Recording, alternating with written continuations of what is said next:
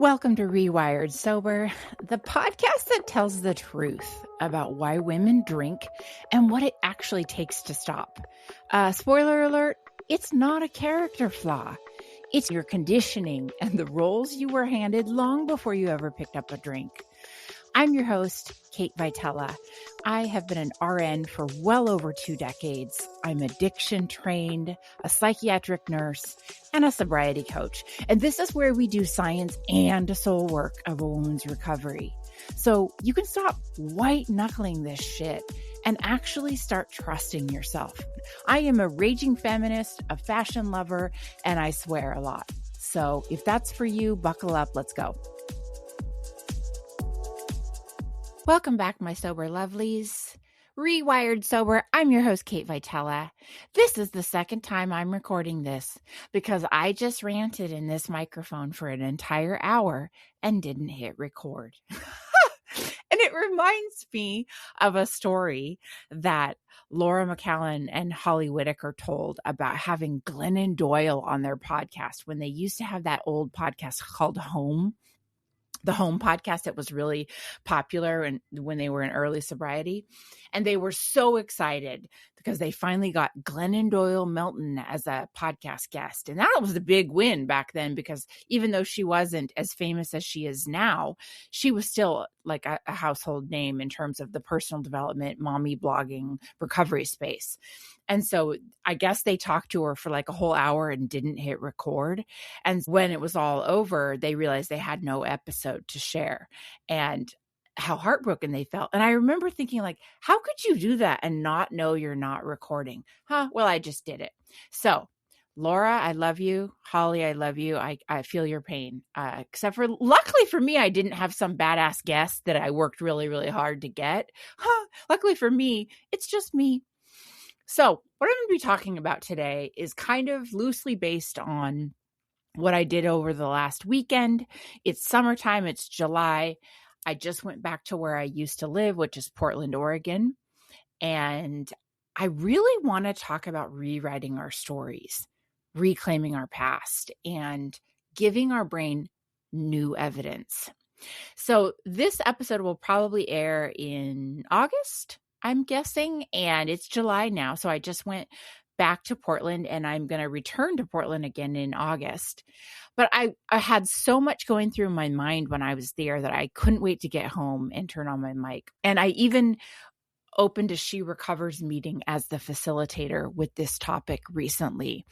There were so many insightful shares and I had a chance to listen to other people's perspectives on this. And it was just really enlightening. I always learn from other people, even with less sober time than me, even from my clients. I learn so much.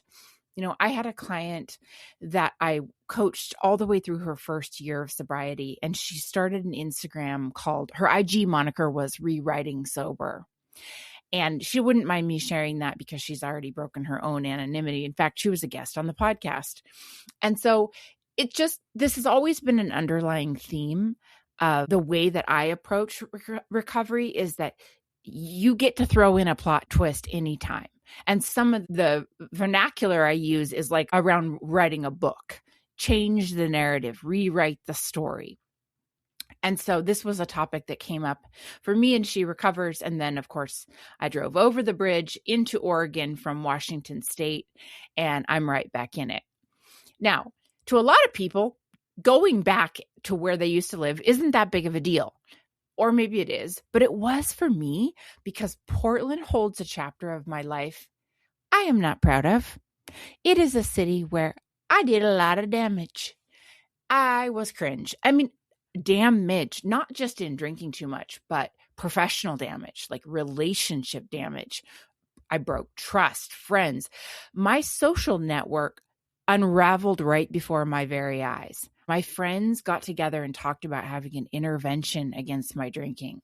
I mean, there was the kind of wreckage here in this city that is only those of us in recovery can explain. And a lot of people carry that wreckage pretty quietly, but of course I don't do anything quiet. So driving back into Portland, I certainly was well aware with this topic on my mind. I'm not just visiting a city. I'm revisiting a version of myself. But this time I'm 8 years sober, 8 years older, 8 years wiser. And something sort of unexpected happened where I didn't feel like I was returning to the scene of the crime this time. I felt like I was going and introducing Portland to the woman I've become. Like, I inhabit my own destiny now, my sense of self, my sense of worth. I own that again. I've taken my power back in my autonomy and the woman that I've become. I don't outsource it anymore. And so, two main points I kind of wanted to get across of all this rambling I'm about to do is recovery is so much more than just changing your future. It's about changing your relationship with your past. And point number 2 is a lot of people talk about recovery from something, alcohol, drugs, food, gambling, codependency, like you're giving something up. But I'm here to tell you, it's ultimately that you're giving yourself back to you. Just sort of like I said, when I was referring to introducing Portland to the woman I've become. I've taken my power back. So I did some research on the neuroscience of this, like I do, and this was some information I found to be really helpful. One thing we know for sure about neuroscience is that our brain doesn't just remember events, right? It remembers context, like the smell, the music, the atmosphere, the neighborhood, the hotel, the restaurant. It paints this picture, and places can become really emotionally charged. We know this. That's why you can walk into your old watering hole or bar you haven't been in for 10 years, and you suddenly feel something in your body without even having a conscious thought. Or you hear an old song from high school, you feel something in your body. You remember where you were at that time, what you're wearing, whatever. Shout out to the 90s. Our brains are constantly linking experience with the environment. And for me, for nearly a decade, Portland has represented so much shame. And more than that, just overall failure. Like, I almost wanted to write off my 30s as just one big failure. And there was so much fear there.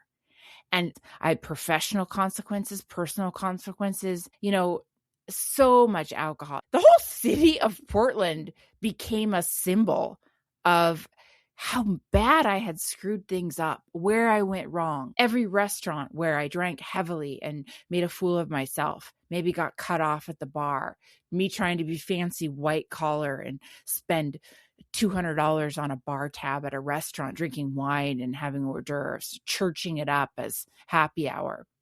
There were places that I overcompensated by spending too much money. I would feel really guilty and hungover the next day. And maybe I'd go into a place and overshop somewhere to kind of like compensate for how shitty I felt about myself. Or maybe even sometimes I went shopping drunk or buzzed. Friends and I would meet for champagne, then we'd go shopping. I would overspend. There was a time that I went to my hairdresser in this community and I was hungover and my skin looked dead and gray. And she pointed out that I could use a facial. And I remember going home, looking in the mirror thinking, well, that was kind of rude. Oh, but I didn't see what she saw. Dead woman walking, right? Now, that is an excuse, that whatever, it doesn't matter. Another place that oh my God, was embarrassed was PDX airport. Like, someone shoot me. It's a small airport. It's easy to run into people, and I always ran into people when I was traveling. I used to travel a lot for my job because when I lived in Portland, I worked in pharmaceuticals. So I had the whole state of Oregon as my territory. And I constantly was doing a lot of domestic travel, lots of time to California, corporate office, even East Coast, what have you. Always at the airport. And oh my gosh, I drank at those bars and made an ass of myself, missed flights, lost my luggage, met people that, I'm never going to hang out with. There was so much cringe. I don't need to go into gory detail of the cringe. You get it. Like the kind where you've experienced this memory and you're like sweaty, red hot, deep, deep shame.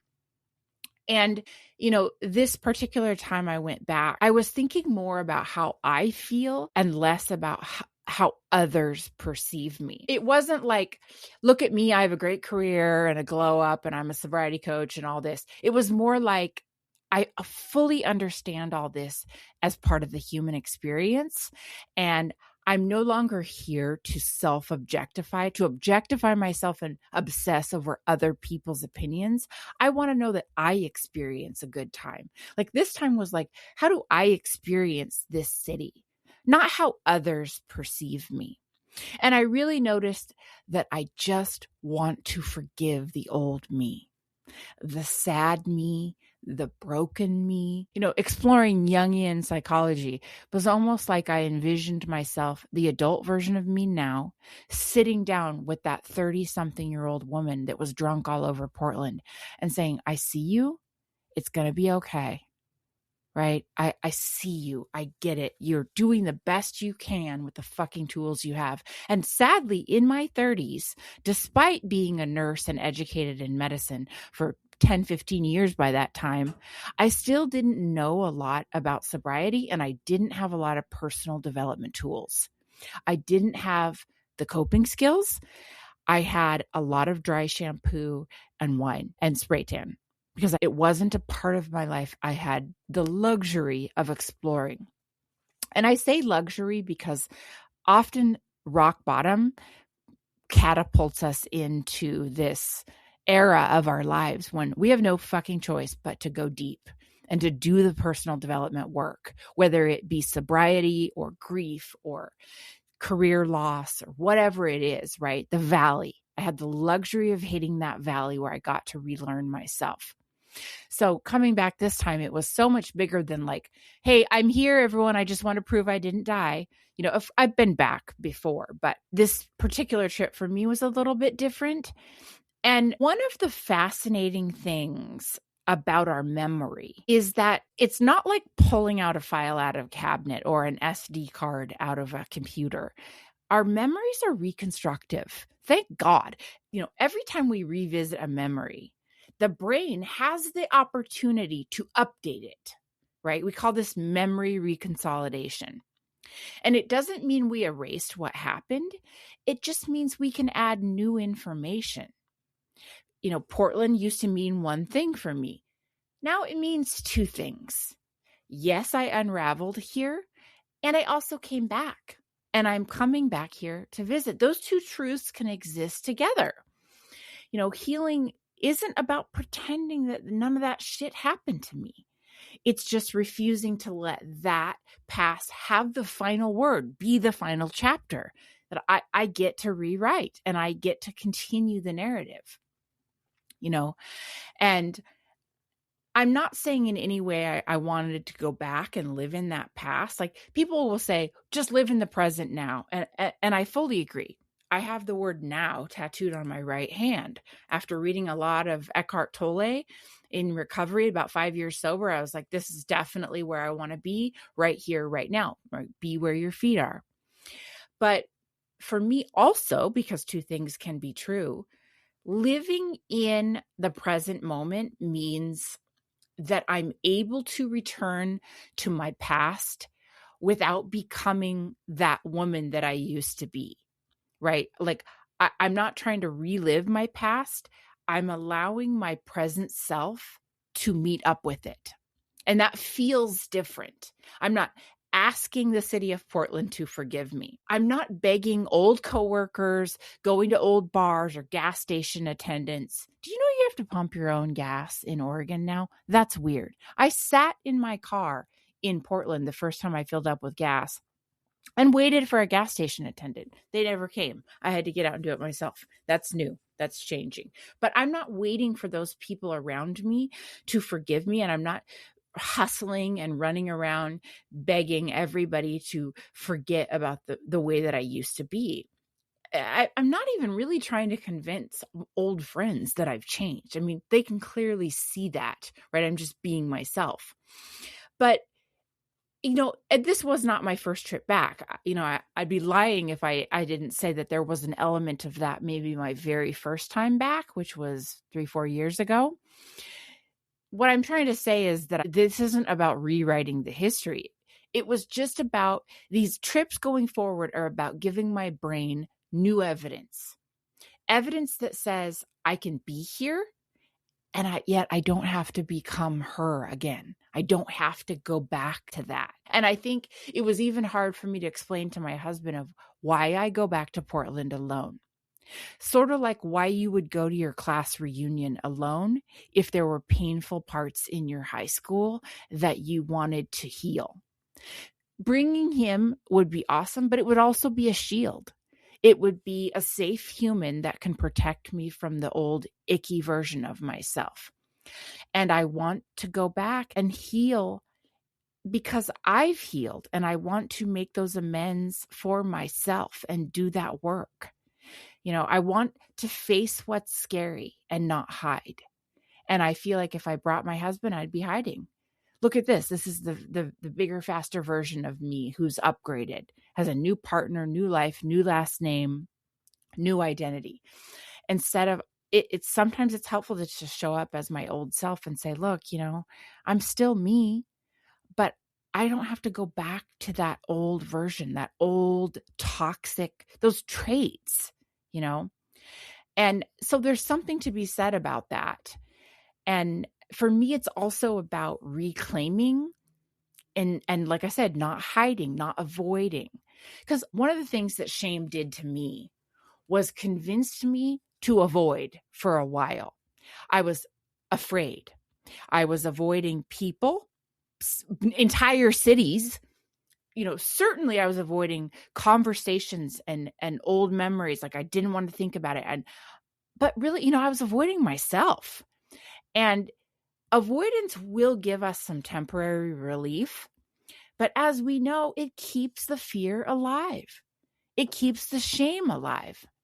And facing it in recovery asks something different of us. And I'm not advocating for forcing yourself into painful situations. I mean, there is immersion therapy for that, and you can go to a trained therapist to immerse you in the scariest things and walk you through it. But when you're ready, I would encourage you to stop allowing shame to dictate the map of your life. Because maybe for you, it's not a city. Maybe it's the hometown you already live in, or a restaurant, or maybe it's a family gathering, like a situation, right? A workplace or a holiday, an event. You can ask yourself, have I quietly handed that place over to shame or to not enoughness, to fear? I personally decided not to run forever, partly because I'm stubborn and rebellious and a little bit toxic, but mostly because I care enough to heal. And I was so heartbroken after I moved away and crumbled my life into detritus. After some time of healing, I didn't want shame to win. I'm stubborn. I'm rebellious. I was like, fuck you, shame. You're not going to win. And that's part of the reason on why I go back and why I do it alone. Oh, and let me tell you, this last trip, if anything has ever reiterated what a power move sobriety is, okay, so I went to this lakeside community where I used to live, a zip code. I'm just going to give you a hint. It's commonly referred to as Lake Ego. That's all I'm going to say.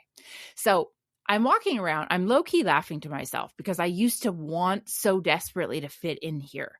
I lived here and I wanted to be this woman who had money and looked fabulous and had status and, really kept up with the Kardashians and hold down this facade when really I was just drinking wine out of a Yeti mug, stumbling around.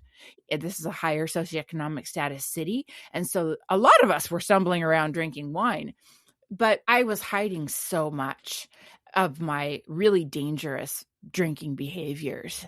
And I stumbled into a gift shop that I used to go to. It's a very cute little quaint shop. They sell like magnets and greeting cards and such. And they had these, and still do, these Yeti cups that say Real Housewives of Lake Ego. Now, that's not really the name of the city, and I laughed to myself thinking, oh my God, just take out the fucking middleman, right? Like, let's not even pretend anymore. We want to keep our wine cold and we want to walk around looking chic and we're in on the joke and we're laughing and haha, look at us women drunk during the day, tailgating an 8th grade football game, drunk at halftime at a kid's basketball game, drunk at soccer. It was like, the marketing just met up with the joke in a way that was gross and cringe and funny and so eye-opening.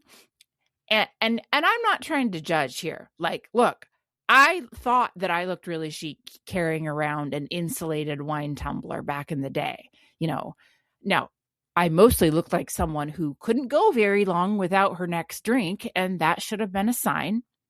But today I walk around gift shops and I see this everywhere. They're full of wine tumblers and they say things like mommy wine juice or rosé all day. Mommy needs her juice. And I want you to know 8 years ago, I would have bought one of these. So I'm not judging. None of this offends me in any way. It just made me pause and laugh and self-reflect. And it was like this stark reminder of how clearly women, all of us, have wrapped up this dependence to booze and shitty coping.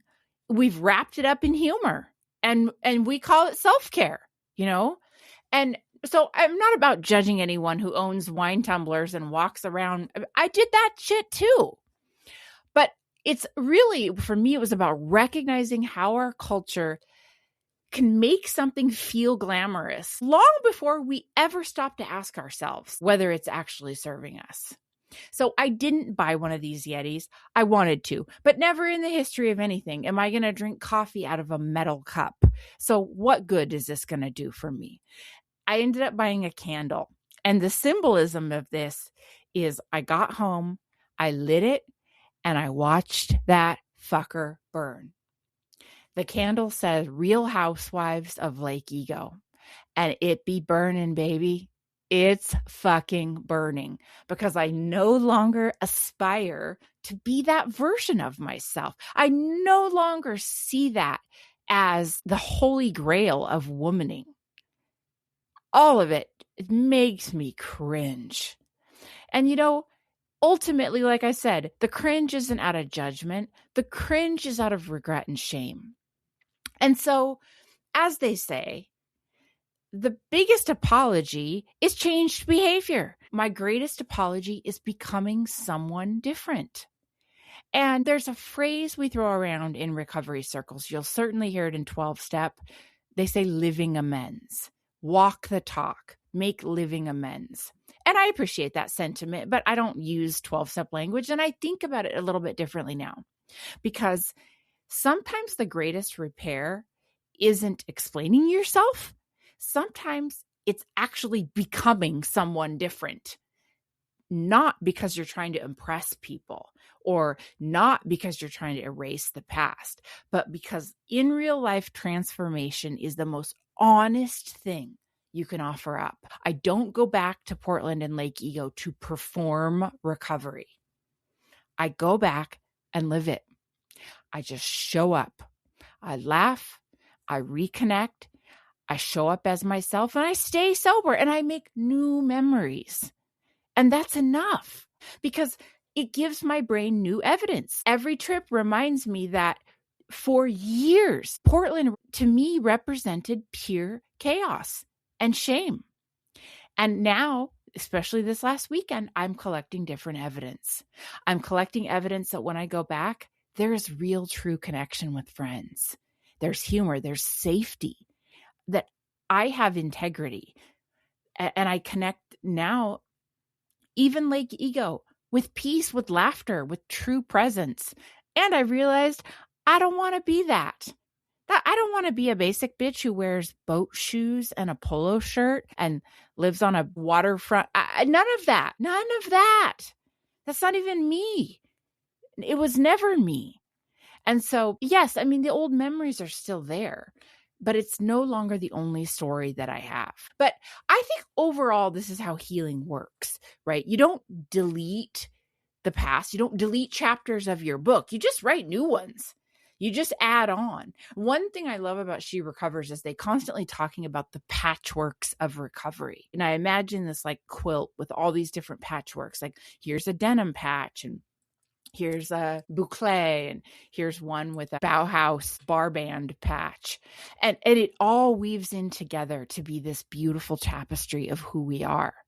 And we become our fully evolved selves when we just integrate all of that.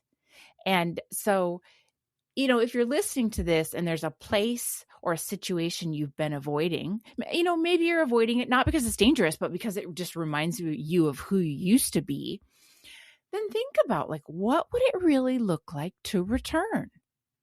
Because you're not going to be returning as the person who left. You're going to be coming back as the person that you are now. And it's a really healing experience. Now, maybe you're not ready, and I certainly don't want to force people into this because it's not about forcing the healing. I do know that in early sobriety, it can be really helpful to have friends in your back pocket, a podcast, books, a coach. I often coach women through going back to the scene of the crime, and it's about recognizing that one day you're going to have the opportunity to give your brain a completely different experience. Like they say, go laugh in the places that you cried and change the story. So I'm closing this out, but when I was driving back over the bridge, symbolically, there's a bridge from Oregon into Washington, and it's over the water, and you drive over this long bridge, and I was realizing something. There really wasn't that much about Portland that changed besides post-pandemic warfare. The streets were the same, the bridges are the same, the coffee shops, a lot of places are exactly the same, but I was so different. I'm such a different human, and that's the gift of recovery. Because it doesn't erase my past. It just allows me to revisit all of it without being defined by it. I mean, what a fucking gift. And I actually felt real gratitude because some people don't get out of this alive, or some people struggle to have the opportunity to write a new chapter.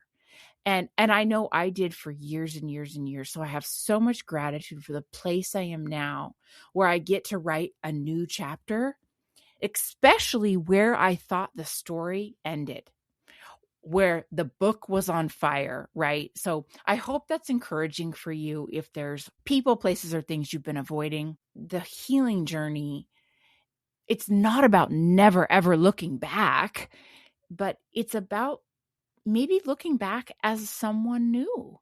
Go back in the places you unraveled. You don't have to avoid forever, because doing so, you will certainly see how much you've grown.